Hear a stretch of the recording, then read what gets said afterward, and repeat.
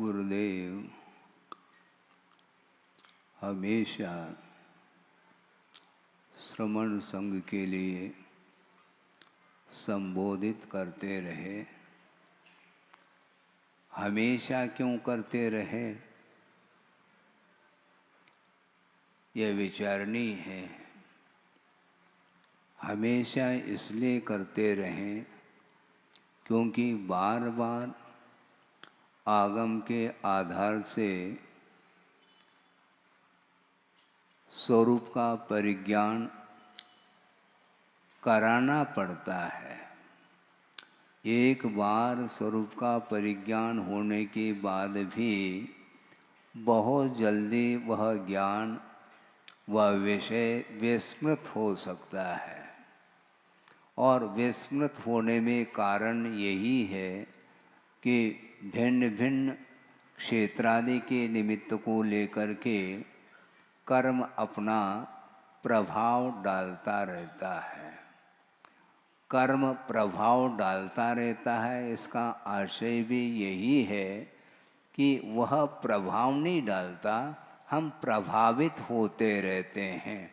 क्योंकि प्रभाव डालने वाला जड़ नहीं हो सकता, वह कर्म जड़ है और वह प्रभाव डाल रहा, यह केवल कथन पद्धति है। हम प्रभावित हो रहे हैं, इसलिए कहने में आता है कि वह प्रभाव डाल रहा है। इसलिए वस्तु के माध्यम से बंध नहीं होता। बंध के लिए वस्तु एकमात्र नॉमिनल है, निमित्त के रूप में उपस्थित हो सकता है। किंतु स्वयं हमारा उपयोग यदि उस वस्तु की ओर जाता है राग द्वेषादि के रूप में, तो कर्म का बंध अनिवार्य रूप से होता है।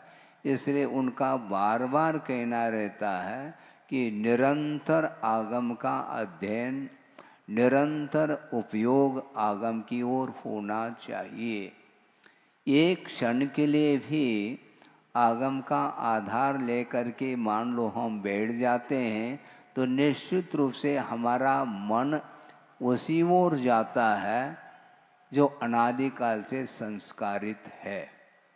मोहजन्य संस्कार हमेशा समय समय पर वह आपको प्रभावित करते रहते हैं। प्रभावित करते रहते का अर्थ हम प्रभावित होते रहते हैं, क्योंकि यह स्वभाव जैसा बन चुका है। स्वभाव जैसा इसलिए कहा जा रहा है क्योंकि वह विभाव भी स्वभाव ही माना जाता है। एक स्वभाव होता है और एक विभाव स्वभाव भी होता है। इसलिए इस विषय को रख रहा हूँ।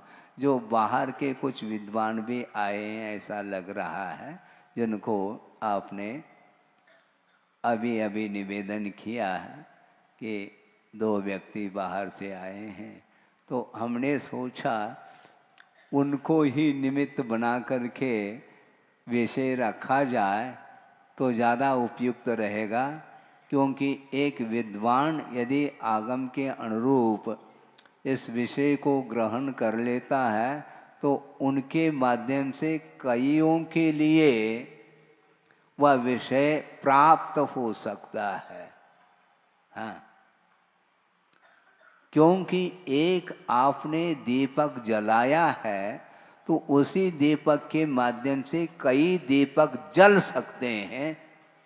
इसलिए आज हम उन्हीं को निमित्त बना करके कुछ विषय देना चाहते हैं। क्योंकि गुरुदेव हमेशा श्रमण संघ के लिए संबोधित करते रहें, और हमेशा इसलिए करते रहें कि क्योंकि कितना भी वह प्रौढ़ साधक क्यों न हो, निश्चित रूप से भिन्न भिन्न निमित्तों को लेकर के जो वातावरण निर्मित होता है उससे वह प्रभावित हो सकता है। पॉसिबिलिटी है, संभावना है। इसलिए उन वातावरण से वह प्रभावित न हो और हमेशा आगम के आधार से उसका उपयोग जो है अपने आत्मा में लीन होने के लिए तत्पर हो जाए, इस पवित्र उद्देश्य को लेकर के निरंतर वो शिष्यानुग्रह कुशले, शिष्यों के ऊपर अनुग्रह करने में वह कुशल रहे हैं। मैं ये विषय बनाना चाह रहा हूँ और गुरुदेव ने जो विषय रखा है उसी को मैं रिपीट कर रहा हूँ। हाँ, केवल दोहराता रहा हूँ क्योंकि उन्होंने कहा दोहराते रहो। दो राह पर नहीं चलना, दोहराना है मैं। हाँ, राह तो एक ही पकड़ना किंतु दोहराना है। राह अनेक नहीं होते हैं, राह अर्थात पथ होता है, वह पथ अर्थात मार्ग एक ही होता है, वह सन्मार्ग माना जाता है। उस राह को तुम लोगों ने पकड़ा है, अब बार बार आगम को दोहराते रहो तो निश्चित रूप से आप पथ से च्युत नहीं हो पाओगे, क्योंकि पटरी के नीचे वह व्यक्ति आता है जो दोहराता नहीं है। अनुप्रेक्षा, अनुप्रेक्षा के माध्यम से ही संवर भी होता है और निर्जरा भी होती रहती है। आप क्या चाहते हैं? संवर चाहते हैं कि निर्जरा? संवर चाहते हैं क्या आश्रव? आश्रव नहीं चाहते ना, तो संवर चाहते हैं। संवर के ऊपर श्रद्धान करो, 7 तत्वों में संवर तत्व आता है, और संवर तत्व के ऊपर जिसकी आस्था मजबूत हो जाती है वह निश्चित रूप से संवर के लिए जितने भी साधन सामग्री है उसी का वह आलम्बन लेता रहता है। इसलिए अनुप्रेक्षा का आलम्बन निरंतर लेना चाहिए। और एक बहुत अच्छा उन्होंने प्रसंग दिया था, उसको मैं आपके सामने रख रहा हूँ। एक श्रमण है जिसने अध्यात्म पद का आलम्बन लिया है और उसके आलम्बन से वह ध्यान अथवा सामायिक कर रहा है। बहुत विशुद्धि बढ़ चुकी है, विशुद्धि की चरम सीमा कह दें तो कोई अन्योक्ति नहीं, किंतु अगले दिन उसी अध्यात्म पद का आलम्बन लेकर के वह ध्यान अथवा सामायिक कर रहा है, विशुद्धि बढ़ नहीं पा रही है। अब प्रश्न ये उठता, विकल्प ये मन में आता है कि अध्यात्म पद के आलम्बन से विशुद्धि बढ़ती है, क्या कुछ और आलम्बन लेने से विशुद्धि बढ़ती है? अध्यात्म का सहारा लेते हैं, उसके माध्यम से विशुद्धि बढ़ेगी, यदि बढ़ेगी तो। किंतु समय समय पर भिन्न भिन्न अनुभाग शक्ति को लेकर के कर्म उदय में आते रहते हैं, इसलिए उस अध्यात्म पद का प्रभाव उपयोग के ऊपर नहीं पड़ पाता, इसलिए विशुद्धि में कमी आती चली जाती है। इसलिए निरंतर मुहुर्मुहुर् चिंतनम पुनर्चिंतनम इति अनुप्रेक्षा, ऐसा कहा। महाराज आप एक ही बात को दोहराते रहते हैं। हम दोहराने के लिए गुरुदेव की आज्ञा है, उनकी आज्ञा का ही तो मैं पालन कर रहा हूँ। आपका यदि मन लगता है तो ठीक है, नहीं है तो बीच बीच में चुटकुले की आवश्यकता तो आपको पड़ेगी, क्योंकि उसके बिना आपका मन लगता नहीं है। जहाँ पर थोड़ा सा रागांश आ जाता है, राग का पुट होता है, तो बहुत जल्दी आपको वह भोजन रुचता है, रुचिकर लगता है। तो इसीलिए आपकी भूमिका अलग है, श्रमण की भूमिका अलग है। उसको क्या बोलते हैं? कैप्सूल है, कैप्सूल। वो उसमें जो दवाई है वो बहुत कड़वी है, और उसको यदि लेना है तो शुगर कोटेड करने की आवश्यकता पड़ती है। उसके माध्यम से वह आराम से उस दवाई को वो लेता है। इसीलिए जिसको अध्यात्म हजम नहीं होता है उसके लिए थोड़े बहुत मनोरंजन की भी आवश्यकता पड़ती है, किंतु मनोरंजन खुराक नहीं है। भोजन के माध्यम से पेट भरता है और उसको पचाने के लिए सौंफ आदि की आवश्यकता पड़ती है। जिस नहीं, और शुरुआत में ही यदि मान लो सौंफ लेता है तो उस सौंफ को हम सौंपना नहीं चाहते। हाँ, उसकी क्या उपयोगिता है? आप पहले भोजन करिए और उसको डाइजेस्ट करने के लिए कुछ चूर्ण आदि की आवश्यकता पड़ती है। उसी प्रकार अध्यात्म बहुत गरिष्ठ भोजन माना जाता है। उसके लिए बार बार निरंतर अनुप्रेक्षाओं का चिंतन करके ही वह बाहरी पदार्थों से अपने आप की उपयोग को मोड़ करके शुद्ध परमात्म तत्व में वह केंद्रित कर सकता है अपने उपयोग को। और उन्होंने ये कहा था कि वस्तुतः ज्ञान भिन्न है और संवेदन भिन्न है। आप सुन रहे हैं? ज्ञान भिन्न है और संवेदन भिन्न है। संवेदन वस्तुतः वह निश्चय नहीं का विषय बनता है और ज्ञान वह निश्चय नहीं का भी विषय बन सकता है और व्यवहार नहीं का भी विषय बन सकता है। इसलिए सर्वज्ञ भगवान निश्चय से सर्वज्ञ नहीं है, ऐसा कुंद कुंद देव का कहना है। कहाँ पर कहा है? शायद नियम सार में यह गाथा आती है। जानदि पश्यदि सव्वम, जानदि पश्यदि सव्वम व्यवहार नयेन केवली भगवम, केवल नानी जानदि पश्यदि नेमेन अपानम। नेमेन अर्थात निश्चय से वह आत्मा का ही संवेदन करते हैं, आत्मा को ही जानते हैं।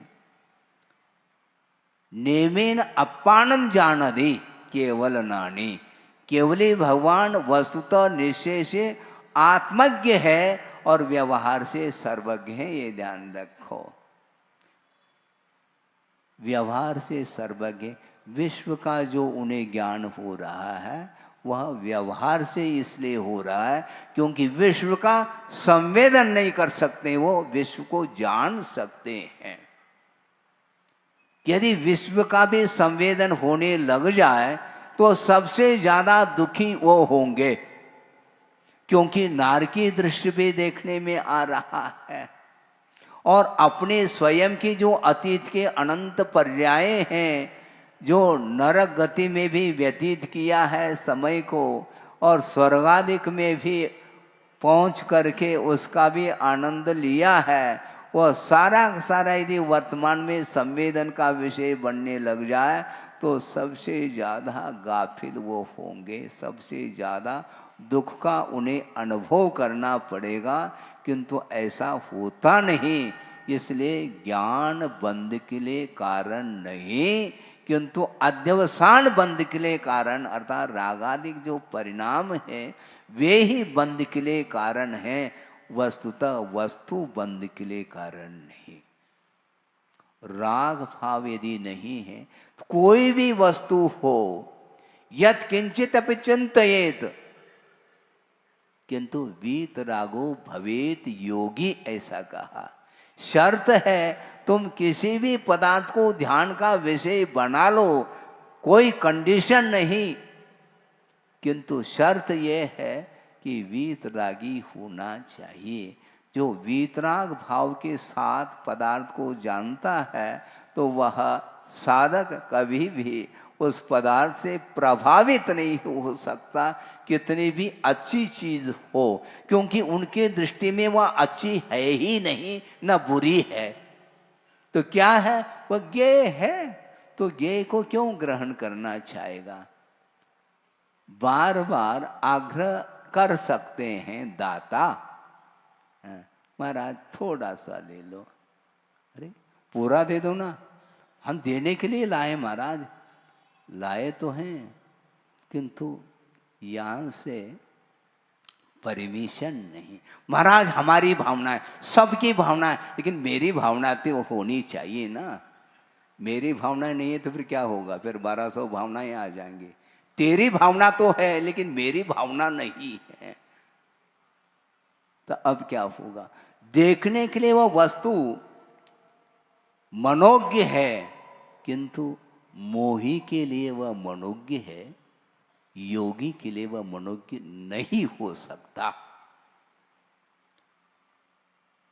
और जब देते समय जब दाता को भी उसके प्रति मोह नहीं है तभी तो दे रहा है, तो योगी के पास मोह कैसा आ सकता है? दाता दान देता है, उस समय वह सामग्री, जो भोजन सामग्री उसके हाथ में ही है, रसगुल्ला है, लेकिन लेने का भाव नहीं है, देने का भाव है, तब वह पुण्य का संचय करता है। तो दाता को, पात्र को तो और सोचना पड़ेगा, नहीं तो पात्र जो है ना नीचे आ सकता है। नीचे पात्र रखा है ना, है, तो उसी प्रकार पात्र भी नीचे आ सकता है। इसलिए बहुत होशियारी के साथ अपने को चर्या करनी पड़ती है, करना चाहिए। कोई भी पदार्थ हो, पदार्थ की ओर जब दृष्टि जाती है तो मनोज्ञा मनोज्ञेन्द्रिय विषय राग द्वेष वर्जनानि पंच, ऐसा कहा है।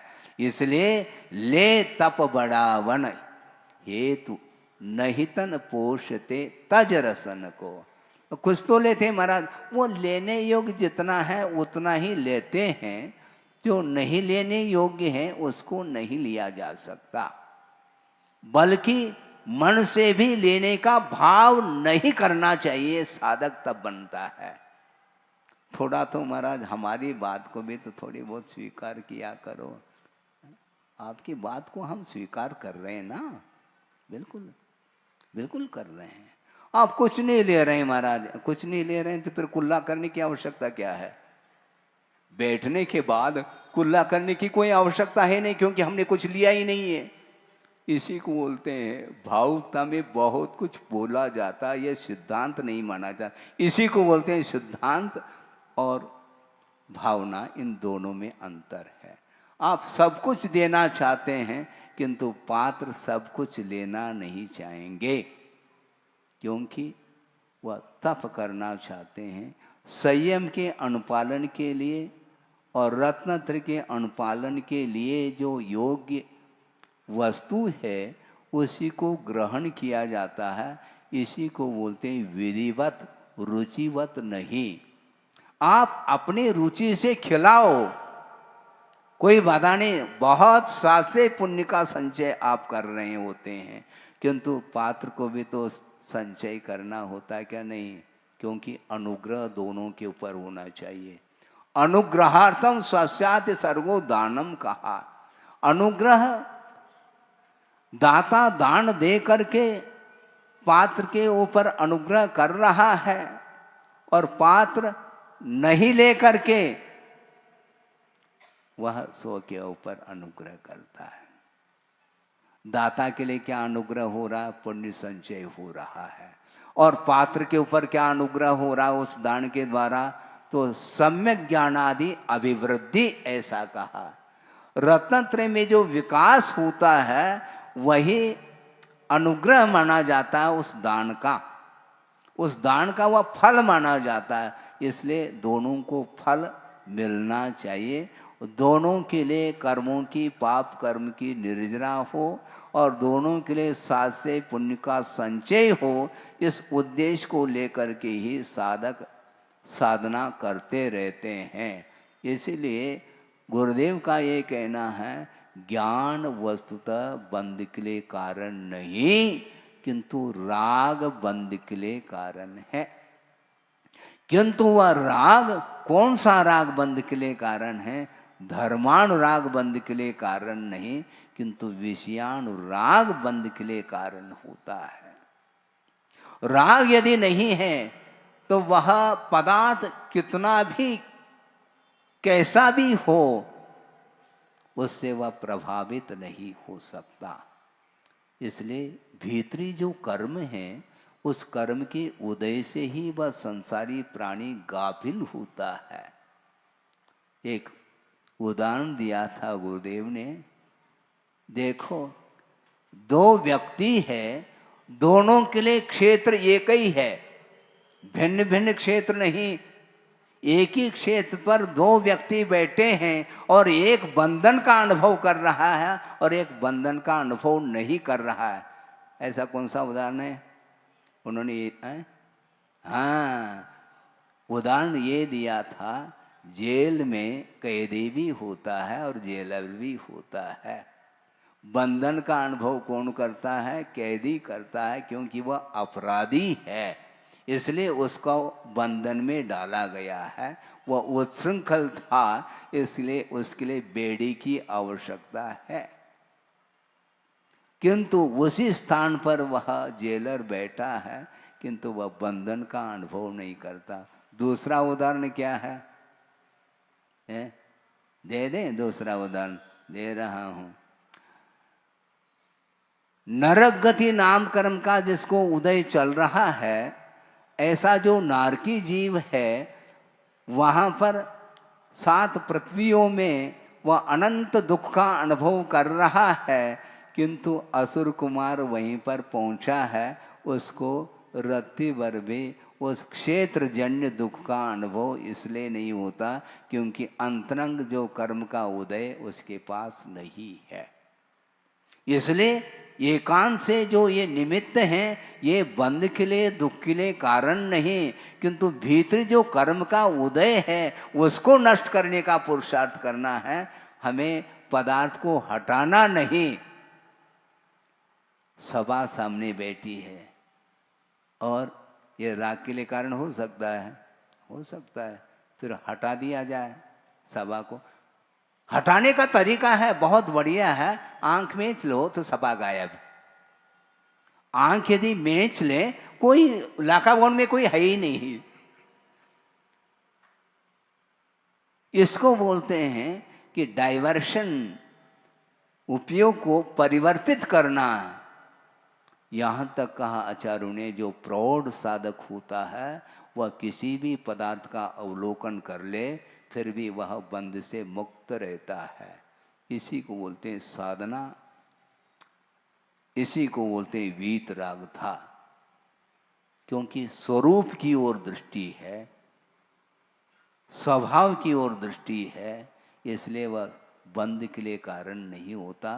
किंतु जो पर्याय हैं, वैभाविक पर्याय हैं, उसकी ओर यदि दृष्टि जाती है और राग के साथ यदि दृष्टि जाती है, तो वही पदार्थ उसके लिए बंध के लिए कारण शुद्ध होता है।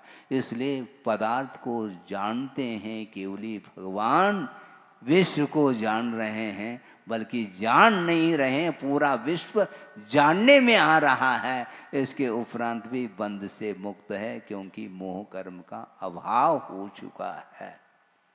मोह क्षयात ज्ञान दर्शनावरणांतराय क्षयाच केवलम कहा। केवल ज्ञान जो उत्पन्न होता है वह मोहनी कर्म के क्षय के पश्चात होता है, और मोहनी कर्म का क्षय उनका हो चुका है। इसलिए कोई भी पदार्थ से वो प्रभावित नहीं हो रहे हैं। इसी लोक में शुद्ध परमेष्टि विराजमान हैं और अपन भी इसी लोक में हैं, और हम प्रभावित हो रहे हैं और वो प्रभावित नहीं हो रहे। ज्ञान का विषय बन रहा है, किंतु संवेदन स्व का हो रहा है। जो स्वरूप का संवेदन करता है उसको कभी भी दुख का अनुभव, राग द्वेष आदि का भाव संभव ही नहीं है। इसलिए राग और द्वेष से ऊपर उठने के लिए श्रवण को चाहिए। व्यर्थ समय यदि खो रहा है, निश्चित रूप से वह श्रवण अपने पद से च्युत हो सकता है। इसलिए बार बार संबोधित करने की आवश्यकता पड़ती है श्रवण के लिए भी। महाराज श्रवण तो महाव्रती है तो, किंतु महाव्रती होकर के भी अभी वह पौधा है। हाँ, उसको संभालने की आवश्यकता है। जब तक आत्मानुशासन नहीं होगा तब तक शासन करने की आवश्यकता पड़ती है। आचार्य के लिए शिष्य को संभालना पड़ता है, अपने आप संभल नहीं पाता, क्योंकि जब तक प्रौढ़ता नहीं तब तक उसको सहारा देने की आवश्यकता पड़ती है। आलंबन, सहारा, आधार देने की आवश्यकता पड़ती है। गोद का लड़का है, वह गोद का सहारा चाहता है और उसी में पलेगा वो, जब तक वह शिशु है। हाँ, जब तक वह लड़का है। महाराज, आपके सामने हम सब लड़के हैं। नहीं, ये गलत है, ये व्यवहार ठीक नहीं। यदि इस प्रकार कहोगे तो 90 साल का कोई व्यक्ति है तो उसका 70 साल का लड़का है, 20 साल का अंतर लेकर के चल रहे हैं हम। तो ऐसी स्थिति में पिता कौन और पुत्र कौन पहचानना मुश्किल हो गया। संभव है 70 साल का वह लड़का जिसका शरीर जो है क्षीण हो रहा है, और 90 साल के जो पिताजी है उनका शरीर अभी भी हो सकता है, पुष्ट हो सकता है। तो कौन पिताजी है, कौन बालक है, कौन पालक है, इसको पहचान करना मुश्किल हो जाएगा। क्या करोगे? इसलिए बालक नहीं आप, क्योंकि जो तर्क करता है वह बालक नहीं हो सकता है। ध्यान रखो, लिख के रखो आप। महाराज हम तो बालक हैं आपके सामने, इसका अर्थ हमारे सामने बालक है, दूसरे के सामने पालक है आप। पक्की बात है। तभी तो आप दूसरे का पालन कर रहे हो, आप संचालन करते हैं, मंच का नहीं। मंच का तो आप कर ही रहे हैं, किंतु संतान का, परिवार का भी संचालन आपके हाथ में है, किसी दूसरे के हैंडओवर नहीं है वो परिवार, आप नियंता है। तो इसका अर्थ आपके पास वह कला, वह क्षमता आई है, दायित्व जो है आपके अंदर आया है, तभी आप पालन कर रहे हैं। इसलिए आचार्यों का ये कहना है, जब तक आत्मा के ऊपर अनुशासन नहीं है तब तक आचार्य का सहारा लेना अनिवार्य सिद्ध होता है, लेते हैं। इसलिए ज्ञान वस्तुतः बंध के लिए कारण नहीं, किंतु राग ही बंध के लिए कारण है। इसलिए श्रवण पद को अंगीकार करने के उपरांत राग कम होना चाहिए, ये उनका बार बार कहना रहता है। बहुत जल्दी, अभी हमने कहा था ना, वही अध्यात्म पद जिसके माध्यम से विशुद्धि इतनी बड़ी थी, किंतु दूसरे दिन वह विशुद्धि डाउन क्यों हो गई? टेम्परेचर डाउन क्यों होता है? कभी बढ़ता है, अप डाउन क्यों होता है? क्योंकि भीतरी जो कर्म है भिन्न भिन्न अनुभव को लेकर के उदय में आते हैं, भिन्न भिन्न निमित्तों को लेकर के, उस समय वह अध्यात्म पद भी उसके लिए प्रभावकारी सिद्ध नहीं होता। इसलिए द्रव्य क्षेत्रादि को हमेशा सावधानी के साथ रहो, ऐसे स्थान को चुनो, ऐसे क्षेत्र को चुनो जहाँ पर संयम का अनुपालन अच्छे तरीके से हो सके।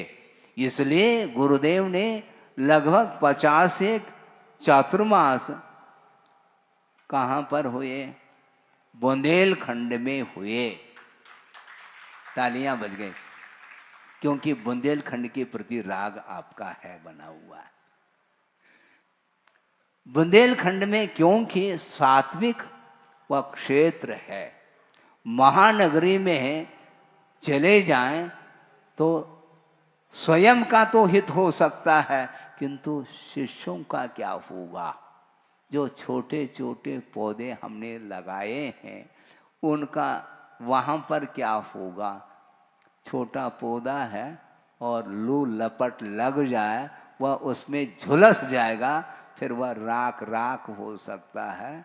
इसलिए उसको उस स्थान पर ले जाना चाहिए जहाँ पर अनुकूल वातावरण हो। तो उन्होंने अच्छे क्षेत्र, सिद्ध क्षेत्र आदि में ही चातुर्मास आदि किए हैं, और इतना विशाल जो संघ का निर्माण किया है, ये सारा सारा परिणाम अब सामने देखने को मिल रहा है। इसलिए शुरुआत में जो साधक होता है, जिसके अंदर अनुभव नहीं, प्रौढ़ता नहीं, उसके लिए बहुत अनुकूल वातावरण क्षेत्र आदि में रहना उपयुक्त रहता है। नहीं है तो निश्चित रूप से वह वातावरण उसको प्रभावित कर सकता है। इसलिए संवेदन और ज्ञान में बड़ा अंतर है।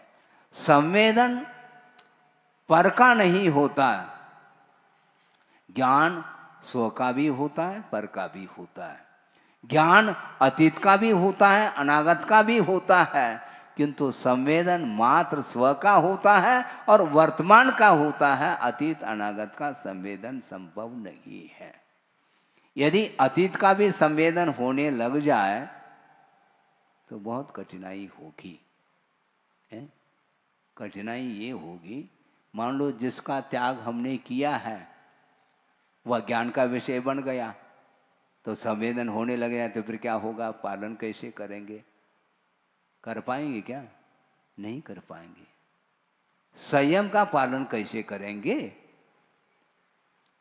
संवेदन वर्तमान का ही होता है, यह सम्यक एकांत है। मान लो एक्सीडेंट के माध्यम से पैर टूट गया, फ्रैक्चर हो गया है? और उसको 15 दिन, महीना भर, 2 महीना यथा योग क्या चढ़ा उसके पर? प्लास्टर। और उसके बाद फिर धीरे धीरे वह ठीक हो गया और चलने लगा, बल्कि वह दौड़ने लगा।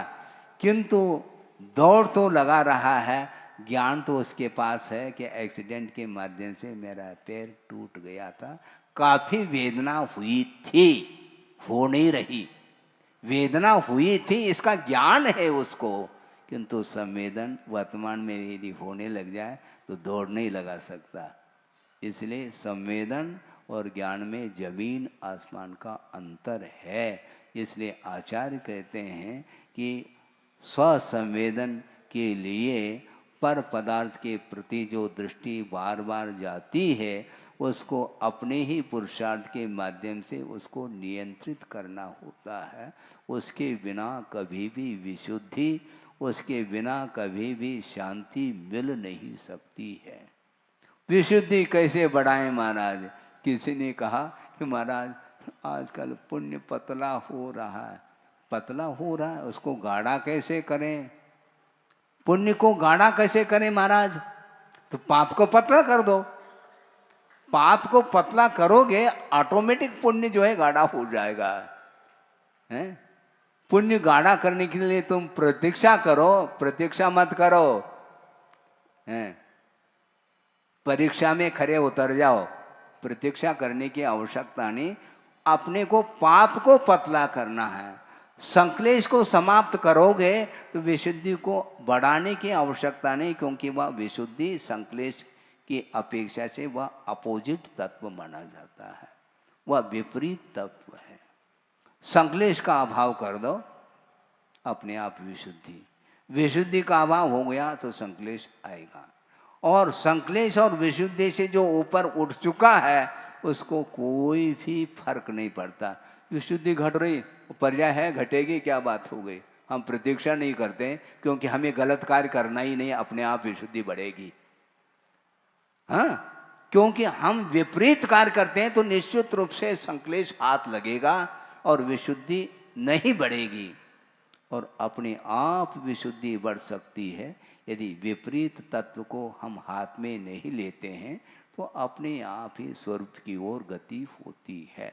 स्वरूप की ओर जाने के लिए जो विपरीत दिशा की ओर जो यात्रा हम कर रहे हैं, उस यात्रा को लौटाना पड़ेगा आपको।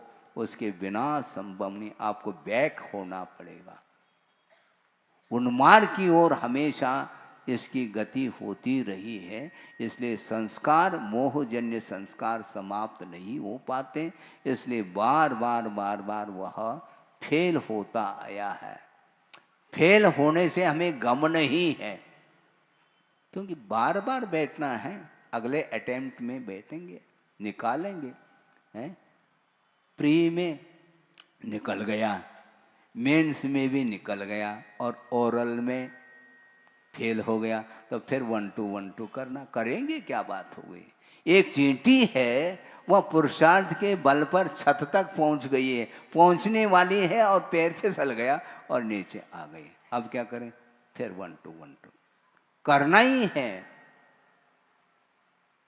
क्योंकि वर्तमान में जो भी आपने पुरुषार्थ के माध्यम से ज्ञान को हासिल किया है और अवसान होने के उपरांत अगली जो पर्याय मिलेगी उसमें पुनः नर्सरी, LKG, UKG, यू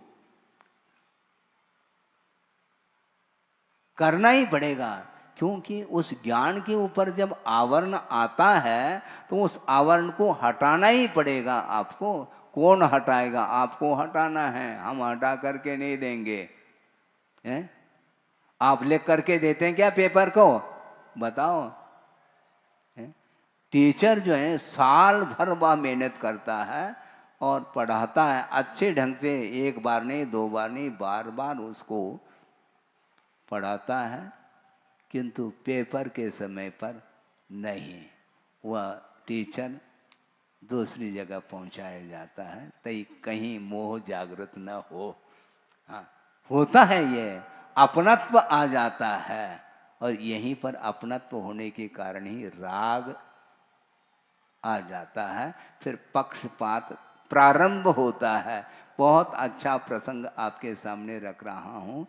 एक प्रसंग गुरुदेव ने दिया था कि पंगत बैठी है भोजन के लिए और सबके पास थाली है, परोसते चले जा रहे हैं और एक महिला परोस रही है। क्या परोस रही है, घी, अठप्रहरी सुगंधित घी परोस रही है और वो पंक्तिबद्ध वह परोसती चली जा रही है चम्मच से, और अपना पति देखने में आ गया। चम्मच से नहीं, वो कुडेल रही है शांति धारा। ये क्या है, ये यही राग है, यही अपनत्व है। बाकी सबके लिए तो चम्मच, आधा आधा चम्मच, हाँ ठीक है, ज्यादा घी नहीं है, और पति के सामने पूरा। ये क्या होता है, ये राग होता है। तो इसी प्रकार वह टीचर पढ़ाता तो है किंतु पेपर लिख करके नहीं दे सकता। यदि लिख करके देगा तो उस छात्र का विकास संभव नहीं है। इसलिए गुरुदेव हमेशा कहते हैं, ये ध्यान रखो, हमेशा अवलंबन की बात करता, अवलंबन नहीं, स्वावलंबन भी होना सीखो। जब तक पौधा है तो सहारा दे देंगे और मोटिवेट भी कर लेंगे, किंतु वेट बढ़ गया तो मोटिवेट फिर नहीं किया जा सकता, ये ध्यान रखो। जब प्रौढ़ता आती है तो उसको कहीं भी भेज दो। यत किंचित भी चिंतित कहा आचार्यों ने, किसी का भी चिंतन कर लो, तुम कर्म की निर्जना कर सकोगे, क्योंकि तुम्हारे अंदर वह क्षमता आ चुकी है। स्वरूप की वो गति जिसकी हो गई है, वह कोई भी पदार्थ देखने में आ जाए तो वह पश्चन पे न पश्यति करता, देखता हुआ भी नहीं देख रहा है। सामान्य इसी को बोलते हैं, और विशेष विशेष ही आपको गाफिल करता है। सब जीव है, बस जीव मात्र का बोध हो तो ठीक है। ये अमीर शुरू हो गया, यही तो विशेषण आ गए। जीव कहे तो कोई विशेषण नहीं है, और विशेषण जोड़ेंगे ये मुक्त है, ये संसारी, ये शुरू हो गया। हाँ, किंतु जीव तो जीव है, वहां तक हमें पहुंचना है, यह अलग वस्तु। किंतु जीवत्व के अपेक्षा से, महासत्ता के अपेक्षा से कोई भी अंतर नहीं है, तभी राग देश से हम ऊपर उठ पाएंगे। ये सब जीव हैं, जीव मात्र के प्रति सत्वेश मैत्रिम कहा, और जीव होते ये तो सामान्य हो गया, ये पुरुष हैं और ये महिला वर्ग हैं, डिवाइड हो गया। अब क्या करेंगे? वो महिला दीनहीन अनुभव कर सकते हैं क्योंकि उनके पास पुरुषत्व नहीं है। शुरू हो जाता है, हमारे पास पुरुषत्व है तो ज़्यादा अहम भाव ना करो, क्योंकि सप्तम पृथ्वी का जो फाटक है वो पुरुष ही खोलता है, महिला नहीं खोल सकती। ध्यान रखो, सातवें पृथ्वी जाने की क्षमता महिला वर्ग में नहीं, पुरुष वर्ग में है। अब क्या करेंगे? मोटिवेट हो गया, अब ये दीनहीन होने लगे। दीनहीन नहीं होना, ये ध्यान रखो। सप्तम पृथ्वी जाने की क्षमता भी तुम्हारे अंदर ही है और मुक्त होने की भी क्षमता तुम्हारे अंदर है, ये ध्यान रखो। ये वस्तुत स्थिति है, ये योग्यता का ही मूल्यांकन किया जा रहा है। किसी को दीनहीन होने की आवश्यकता नहीं है। एक व्यक्ति का इतना पतन हुआ है किंतु वह पतित होकर के भी उसी का उत्थान भी हुआ है। यशोधर मुनि महाराज के ऊपर उपसर्ग किया, कौन ने किया? चेलना नहीं, नहीं है ना? चेलना ने तो उपसर्ग दूर किया है, बहुत बड़ा कार्य किया है, और उपसर्ग करके उसका पतन हुआ है और सप्तम पृथ्वी का बंद कर दिया।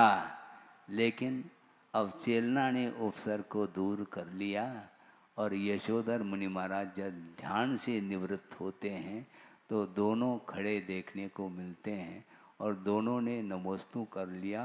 तो दोनों के प्रति समान रूप से धर्म वृद्धि का आशीर्वाद दिया उन्होंने। इसको बोलते हैं श्रमणत्व। वैर नहीं है श्रेणी के प्रति, ये ध्यान रखो। और उपसर्ग चेलना ने दूर कर दिया, इसलिए उसके लिए 2 बार आशीर्वाद दे दें, गलत बात, ऐसा नहीं। उसके लिए ज़्यादा मुस्कान के साथ दे दें, हैं?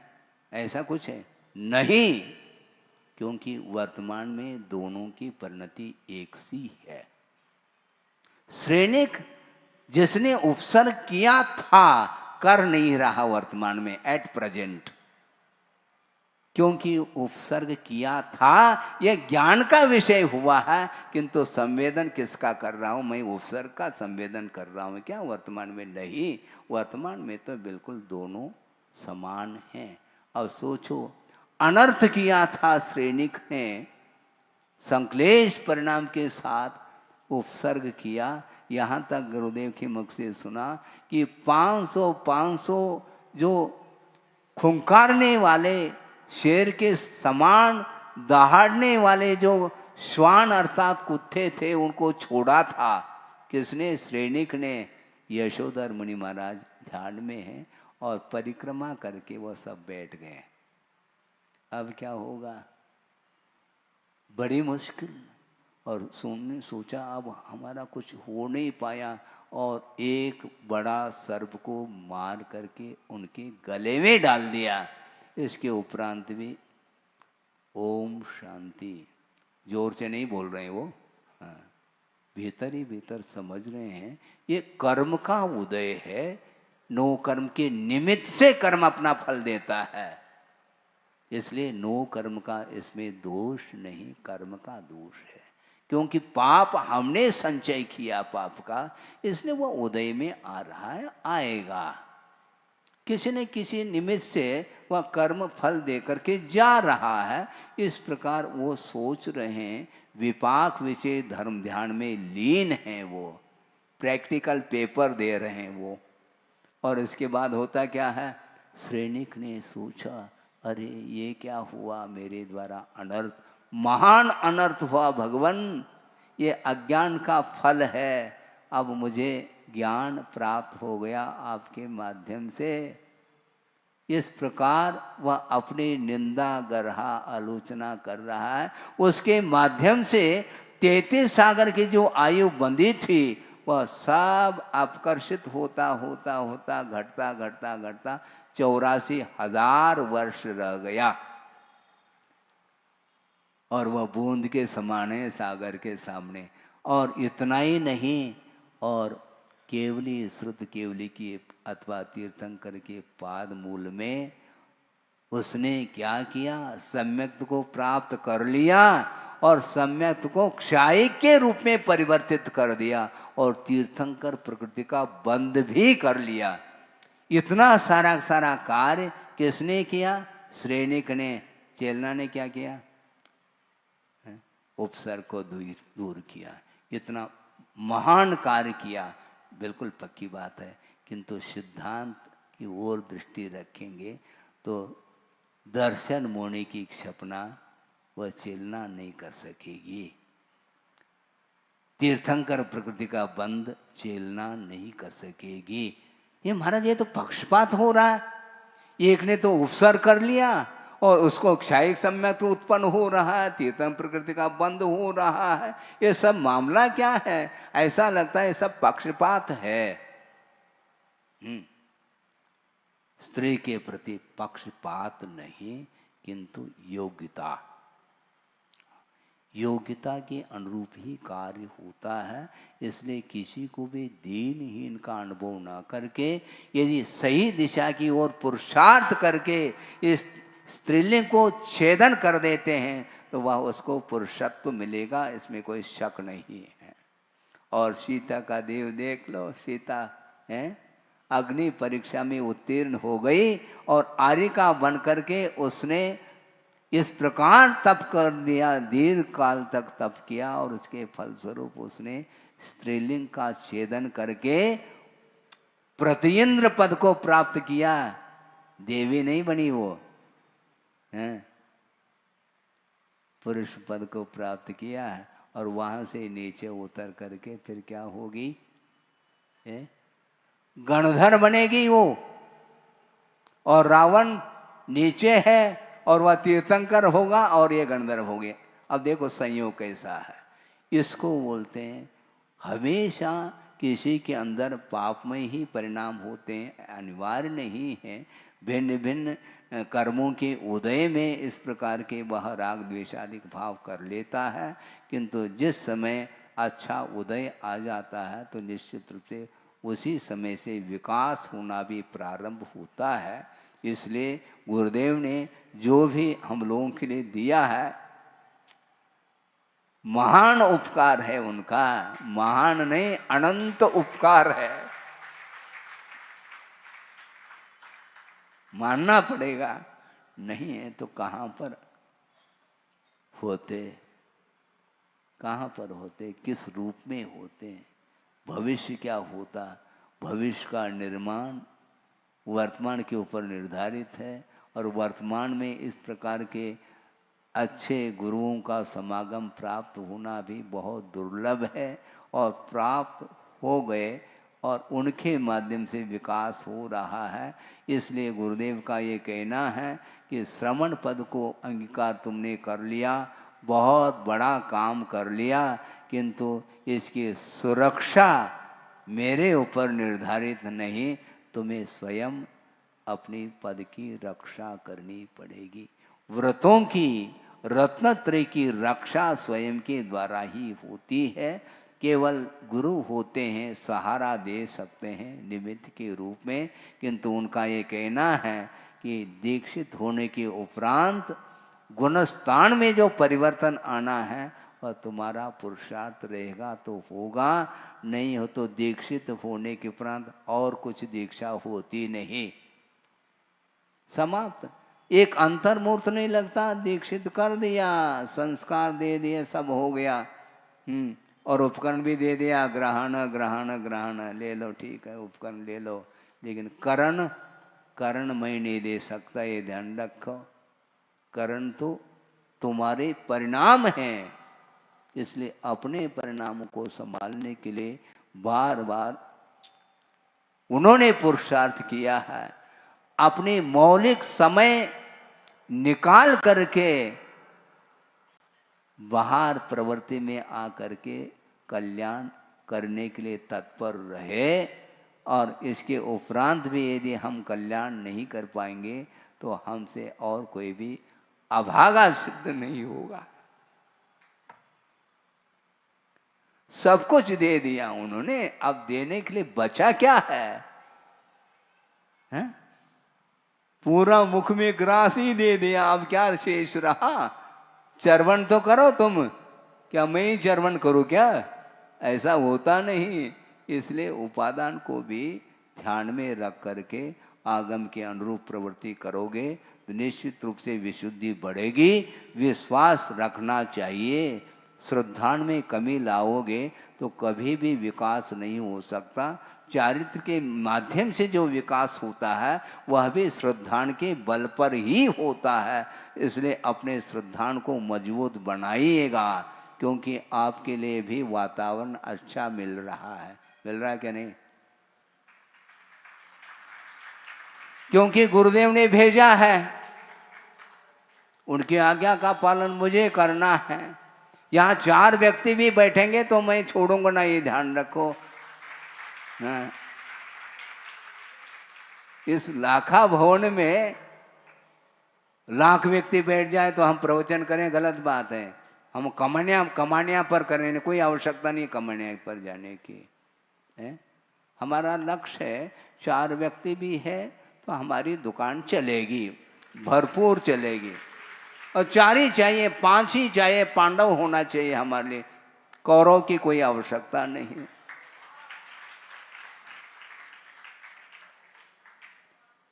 इसलिए इस अवसर को चूकना नहीं चाहिए। आपका समय हो गया है। धर्म ध्यान करने के लिए वातावरण को निर्मित करने की आवश्यकता इसलिए पड़ती है, आप लोग सारे सारे प्रौढ़ हैं, समझदार हैं, किंतु छोटे छोटे बच्चों के ऊपर संस्कार जो आएंगे वह आप लोगों के माध्यम से आएंगे। क्योंकि बच्चे आपके पास रहते हैं, आपकी गोद में रहते हैं, यहाँ पर नहीं आते। वह है यहाँ आते क्या? ले आते हैं, ठोक दे बेटा, वो तब देता है वो ठोक बेटा है? और वो ठोक देता है लेकिन वह पिताजी की ओर ही देखता रहता है। ऐसा ही होता है। इस प्रकार संस्कार आप लोगों को डालना चाहिए। मैं आपके ऊपर संस्कार डालने के लिए आया हूँ, ये बात अलग है, क्योंकि संस्कार धानी है और निवेदन आप कर रहे हैं, लेकिन मैं सुन रहा हूँ। अभी देखेंगे भविष्य में क्या होता है। अहिंसा परमो धर्म की जय। बोधि समाधि परिणाम शुद्धि स्वात्मोपलब्धि शिव शोक शुद्धि चिंतामणिम चिंतित वस्तुदाने त्वां वंद मानस ममास्तु दे। परम पूज्य आचार्य गुरुवर श्री विद्यासागर जी मुनि महाराज की जय।